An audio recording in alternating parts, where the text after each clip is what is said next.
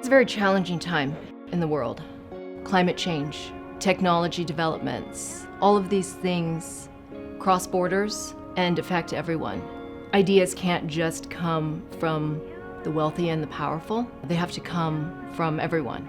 People want fresh ideas, and it's time to bring in new voices. ORF America was established in 2020 with the intention of being in some ways a bridge between policy discussions in the United States, in India, and around the world. We have a really unique identity as an American organization that has an Indian affiliation and has some kind of operation in almost every continent around the world. ORF America is focused on a number of issues: security and defense, climate and energy, technology, and economic development.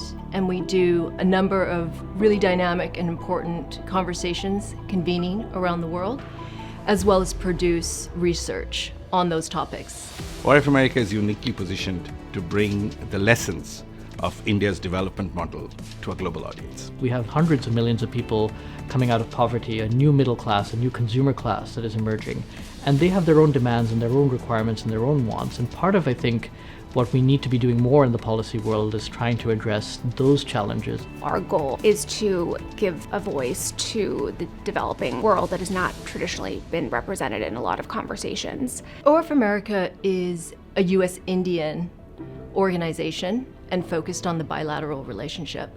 But we go much broader than that, and focusing on the global south, bringing in voices from Latin America, from the Middle East, from Africa. We're in a moment of flux and uncertainty. We see the clean energy transition accelerating. Renewables are as cheap as they've been historically. But on the other hand, we've seen setbacks from the pandemic, and especially in parts of Africa as well as other developing regions. We're seeing people losing access to electricity and energy. There is a huge amount of change going on in the way we lead our lives. More and more our lives are online.